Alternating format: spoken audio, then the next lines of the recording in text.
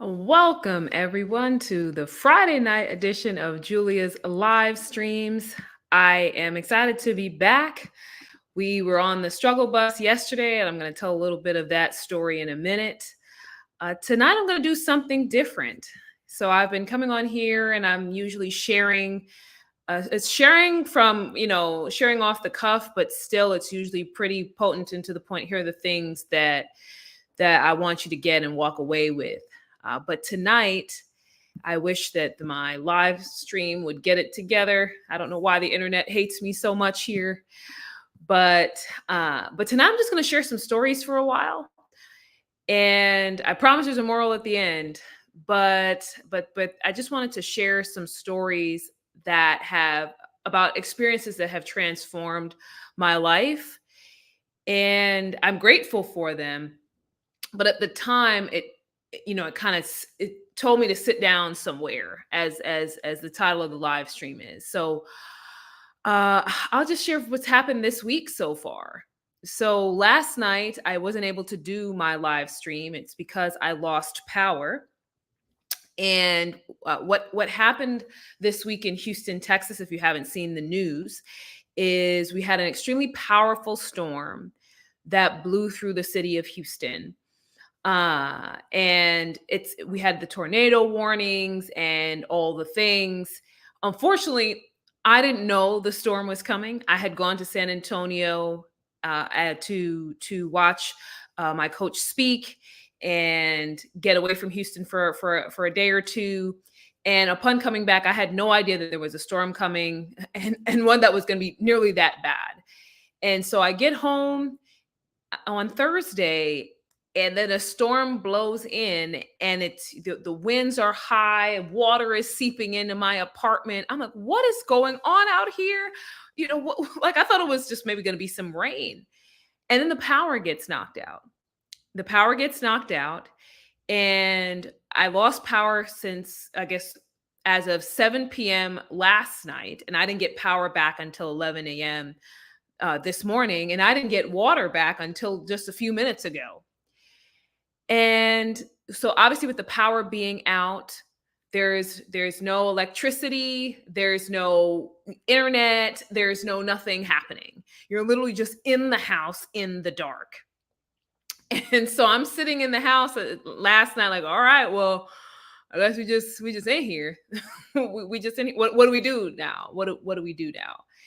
And as the title says, I had to sit down somewhere. And the idea behind that is, we don't usually take a lot of time to pause and reflect. We're always going on to the next thing. We always have something else to do. There's work to be done. There's always something going on. And last night I couldn't do nothing. All I could do last night was lay on my couch and tell people, "Hey, I'm stuck in a storm in Houston. I don't have water. I don't have electricity. Just say a prayer." And as scary as it is to be without power and to be without those things, it is a moment, again, where you just have to stop. You have to pause. You can't do anything. You can't churn on to the next thing. And someone who usually doesn't take that kind of time to pause.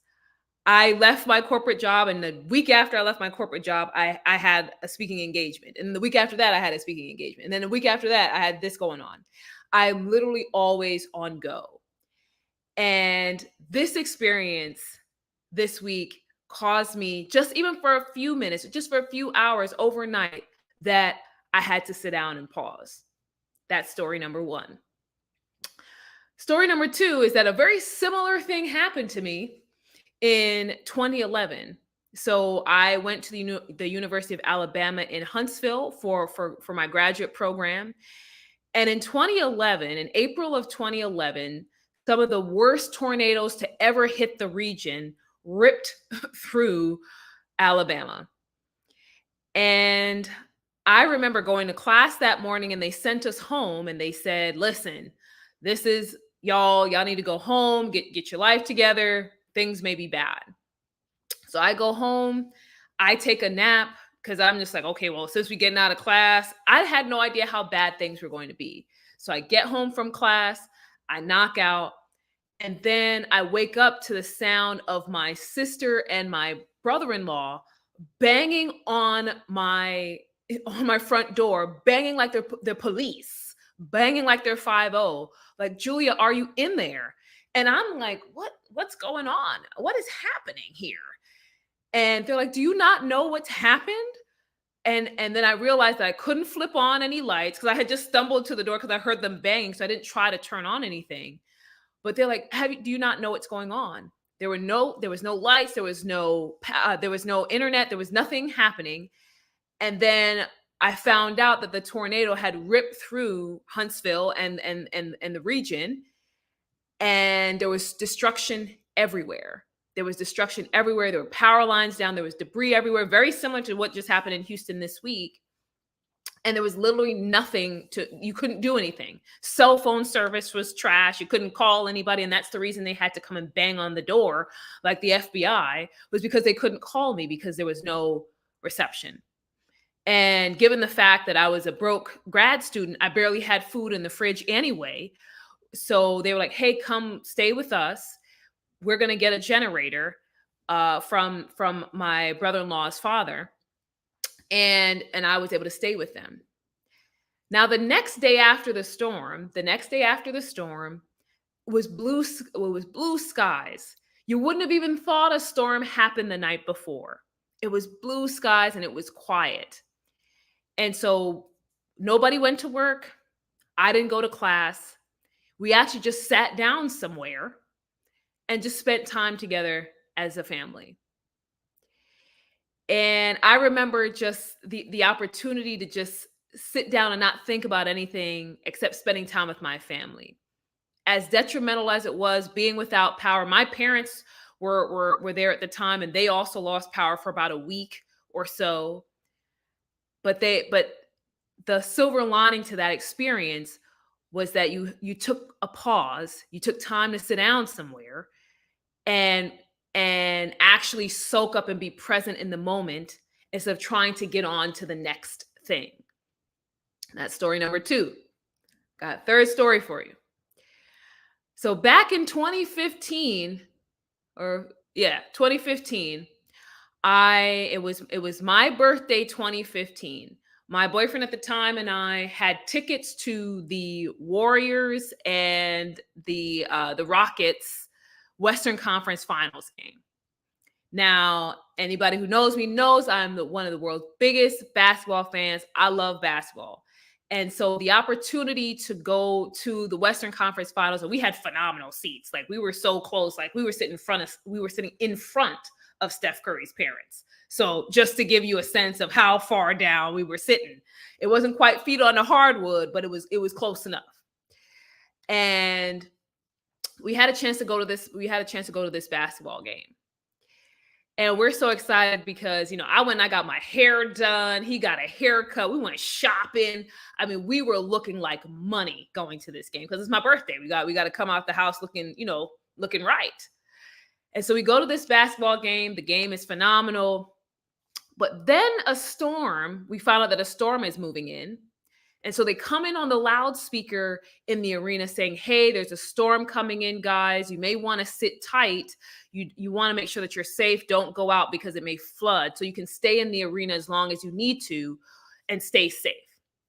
So he and I made the decision that we were going to stay put until the arena let us know that we could leave.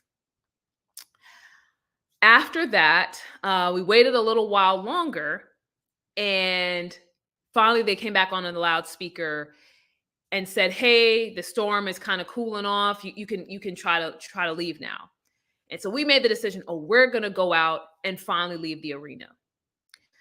We get in the car, we drive down in downtown Houston, and the flood water is not that bad.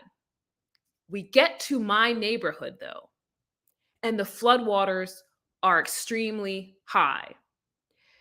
We try to park somewhere, but the water starts to rise and we can't sit there. So we're both afraid of what's going to happen to us now. So we try to drive a little bit further to see if we can make it to my apartment. And we realize maybe driving is a bad idea because the water keeps rising, and it's rising quickly because it's flooding and it's continuing to rain. And so finally we decide to park in a parking lot because it seems like, oh, this one looks like it's a little bit further above, the flood area. Let's park there. What we don't realize is that there is a cement riser around the parking lot. And so we drive in because the water is covering it. So we drive into the cement riser and blow out the right front tire. So the passenger front tire, so where I'm sitting, we blow that out. And my car immediately starts to sink. And we try to, my boyfriend's driving the car and we turn, trying to get away from the flooding. The car sinks even faster. We literally have to hop out of that car or else we die. I open the car door and water rushes in and it's up to my side by the time I open the car door. It was like something out of a movie. And we get out of the car and we literally have to hike home in waist deep floodwaters. So remember, this is my birthday now. Remember, it's the birthday. And we end up having to walk home in waist deep floodwater. Not exactly how I thought I'd spend my birthday. We get home and there's no power, obviously, because of the storm. There's no power. There's no internet. There's no nothing. Literally just have to what? Sit down somewhere. You can't do anything. You can't work. You can't focus on anything else except just being in. Now, why do I tell you all three of these stories? And I alluded to this at the beginning. Sometimes in our lives, we get used to just going. We get used to constantly doing something, to be taking care of something, to be working, to be driving, to be whatever it is in our lives. We're always on the go. And sometimes life hits us in the face with difficult situations, sometimes because we need to pause. Sometimes because we need to pause, we need to stop, we need to breathe, we need to reflect. And so I think about people who may be in the midst of a transition. If you're in the midst of a transition right now, perhaps you've been laid off from work. Perhaps you're dealing with a difficult work environment, like I was in 2021 and before I left my job. We have all these things that are going on, and we're wondering why these things happening to us. And there's a number of reasons that it could be, but part of it may be that we need to take a second, and sit down somewhere and reflect and think about what we actually want. Think about what we should actually be doing with our time. Think about what we should actually be doing with our lives instead of just going through the motions. And sometimes this happens if we don't take the time ourselves. Sometimes life has to do that to us.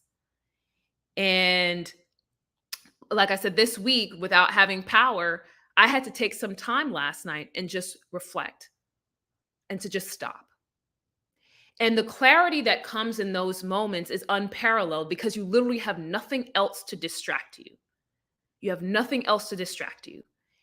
And so in the midst of a layoff or toxic work environment or whatever the case is, and you're in this spot, there's nothing else to focus on as to how do I deal with this situation? What do I actually want? What are my values? Where do I go from here? Why am I in this situation? Why do I want to keep going or not keep going? There's an opportunity for us to pause and reflect.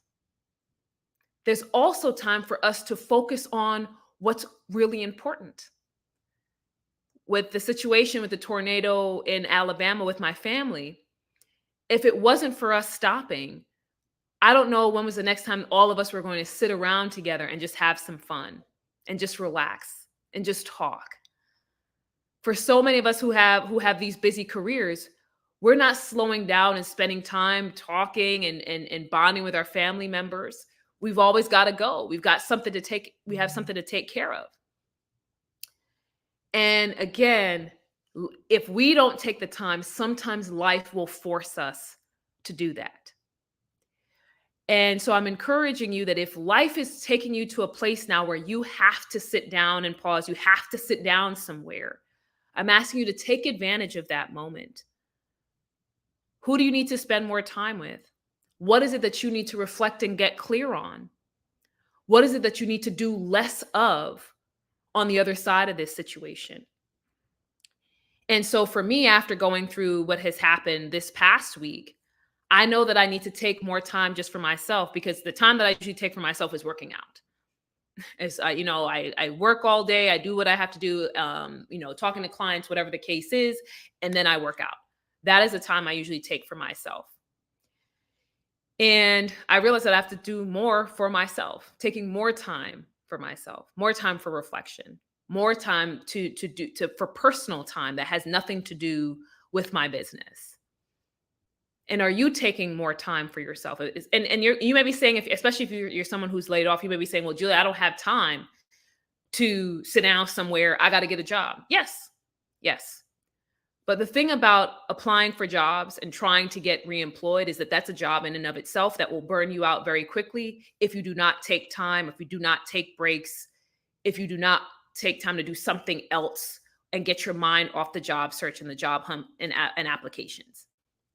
Even if you have to get employment immediately or sooner, not taking breaks and trying to power through, you will burn out on the entire process and mentally check out of the process, which will then impact the quality of your applications, the quality of your interviews, the quality of your negotiations, because you're just trying to crank through instead of approaching it from a good, energetic, and mental space.